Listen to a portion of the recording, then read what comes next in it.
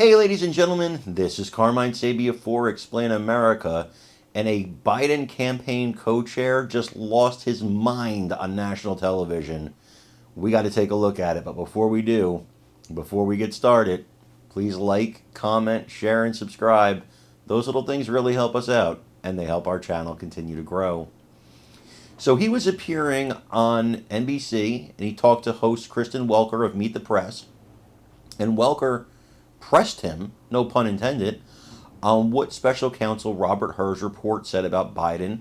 She said that the report said he willfully retained classified documents.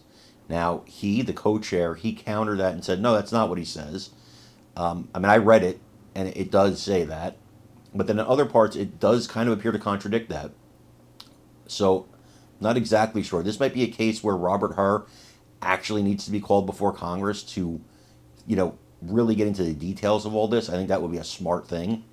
And this way we can avoid all this nonsense about what he meant, what he didn't mean. Let's find out from the man himself. That being said, you could see that they are in damage control mode in the Biden camp, and this co-chair, like I said, lost his mind just being asked tough questions. I want you to take a look at it, and then please remember to like, comment, share, and subscribe. I'm Carmine Sabia for Explain America. We love you guys. God bless you. Take care, everybody. Unlike President Trump, which has 91 felony counts pending against him. And by the way, in over all the depositions that President Trump has taken in those cases, it says he doesn't remember or doesn't know over 1,000 times. So there's swooning over whether or not the president remembered the year that his son died and therefore is not fit to be president. It's just really sad and below the belt and unnecessary. Well, just to be very clear, the report didn't say he wasn't engaged in any wrongdoing. In fact, it was quite firm in the fact that he mishandled classified documents.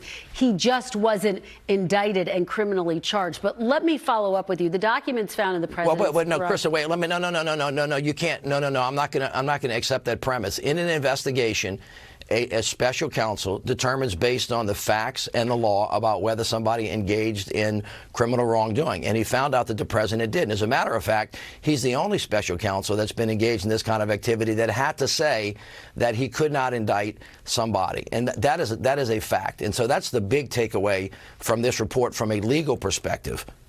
From a legal perspective, that is absolutely right. He said he was not going to indict him. Let me, though, ask this question. Because he didn't have the law or the facts to do it. Right. Well, right. But he did say that classified documents were mishandled, and he said that national security could have been jeopardized. But let me ask you this, because but Kristen, he didn't say national security. No, ma'am. I'm sorry. He didn't say national security was compromised, and you just heard from the Secretary of Homeland Security. But it was not. And the facts and the law suggested that the president was not engaged in criminal activity. To be distinguished between the former president, who right now has 91 felony counts pending against him in 4 different cases. So let's just keep the facts right, and let's not make false comparisons between the two, which unfortunately people do a lot of these days. Speaking of the former president,